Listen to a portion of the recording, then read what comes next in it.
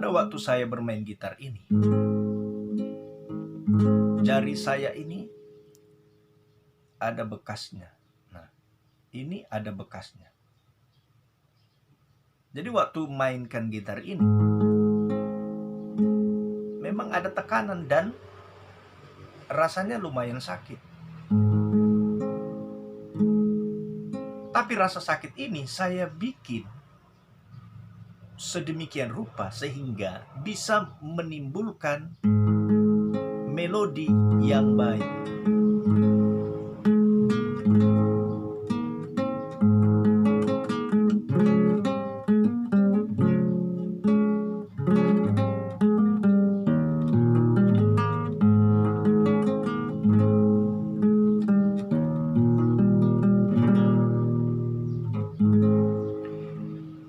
Saudara,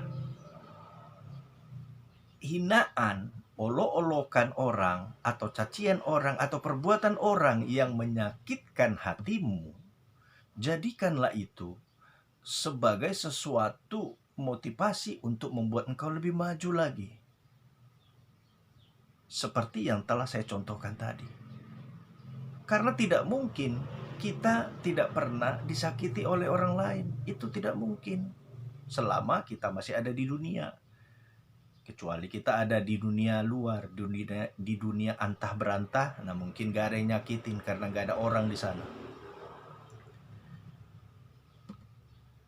Cuma saudara yang terkasih dalam nama Yesus, perhatikan, sakit hati itu kita jadikan sebagai cambukan untuk membuat kita berlari lebih kencang. Sama seperti ketika orang menyambut kuda, kudanya makin lari, makin dipukul, makin cepat, dan tiba ke tujuan lebih cepat dari sebelumnya. Tetapi kalau tangan kita ini tadi terluka, kita jangan main dulu. Nggak bisa, itu akan sangat menyakitkan. Kalau jari ini terluka, ya keluar darah misalnya, kita ambil betadin atau obat luka yang lain. Obati dulu, sembuh dulu dia, baru kita bisa. Kalau ini masih luka, sehebat apapun orang mengajari kita bermain gitar, sehebat apapun orang mau menolong kita supaya kita pintar main gitar, dia nggak akan berhasil. Demikian juga kita. Hati kita boleh sakit, boleh, tapi jangan sampai terluka. Hindari hati kita jangan sampai terluka. Dan kalau hati kita sudah terluka, kita harus obatin. Karena mungkin perkataan atau perbuatan orang terlalu tajam sehingga membuat kita terluka. Harus obatin. Nah, kalau luka itu adalah luka batin, bagaimana cara mengobatinya? Enggak ada lain selain daripada doa dan berharap pertolongan Tuhan. Karena Tuhanlah sumber penghiburan. Suatu kali Yunus kecewa kepada orang-orang Niniwe, tapi Tuhan menghiburnya. Tiba-tiba ketika Yunus kepanasan, tidur dia, tiba-tiba langsung muncul pohon. Penghiburan Tuhan.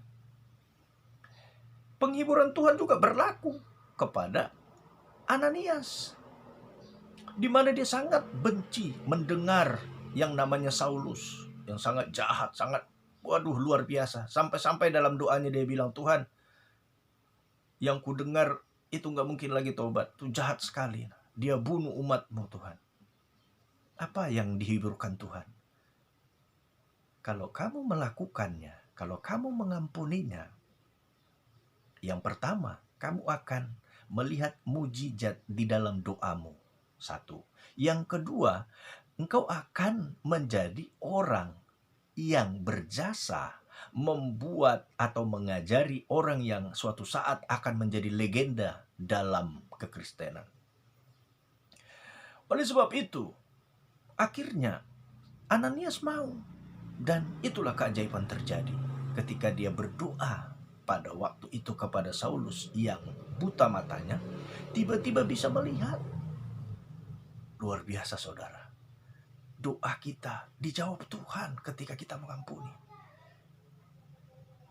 Dan penghiburan Tuhan juga berlaku kepada Ayub.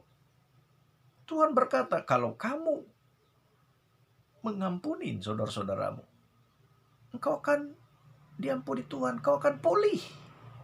Dan ketika dia melakukannya, dia pulih. Ayub 42 berkata, ketika Ayub berdoa bagi sahabat-sahabatnya, maka pulihlah keadaannya. Dan ketika dia pulih keadaannya, Tuhan berkati dia dan berkatnya 2 kali lipat. Double portion. Luar biasa saudara. Oleh sebab itu saudaraku, mari ketika engkau terluka hatimu, berdoalah kepada Tuhan. Mungkin engkau bertanya kepada saya, loh kalau terus dikecewakan, dan tidak ada muncul pembalasan daripada Tuhan, apakah saya harus diam saja? Lihat kisahnya tentang Saul dan Daud. Saul itu berkali-kali mau membunuh Raja Daud. Berkali-kali dia hendak menyingkirkan Daud, tapi gak bisa. Dan ada kesempatan daripada Daud untuk membunuh Saul yang adalah raja serta mertuanya sekaligus. Tapi dia gak lakukan, dia ampunin. Dan kalau kita lihat perkataan mengampunin di dalam Kamus Besar Bahasa Indonesia, itu adalah membebaskan orang dari tuntutan yang seharusnya dituntut kepadanya sesuai dengan tindakannya. Atau dengan kata lain, mengampuni itu membebaskan orang dari dendam pribadinya. Ketika ada kesempatan mau membunuh, Daud gak bunuh. Bahkan seorang pengikut Daud berkata yang bernama Abisai, sekali tancap aja langsung mati dia pak. Daud berkata jangan. Biar Tuhan yang membalas. Apakah Tuhan membalas? Iya, Tuhan membalas. Dalam 1 Samuel 31 ayat 1-5. Ketika dia perang dengan orang Filistin, dia terluka. Karena Saul terluka, dia bilang kepada yang memegang senjatanya, bunuh aku supaya orang Filistin gak bunuh aku. Tapi penjaganya gak ada mau. Atau orang-orang yang bersama-sama dengan dia yang memegang senjatanya dan pengikutnya, gak ada yang mau membunuh dia. Akhirnya dia ambil pedangnya, diletakkan ke tanah. Kemudian dia jatuhkan dirinya ke pedang itu. Dan akhirnya Saul pun mati, tertusuk oleh pedangnya sendiri. Dengan kata lain, dia mati bunuh diri. Saudara, pembalasan itu adalah hak Tuhan. Jadi Daud memang betul-betul mempercayai Tuhan akan pembalasannya. Oleh sebab itu, kalau hatimu terluka, tiada jalan lain, kau harus berdoa kepada Tuhan. Lepaskan pengampunan. Itu akan memberkatimu, menyehatkanmu, dan mempermuliakan nama Tuhan.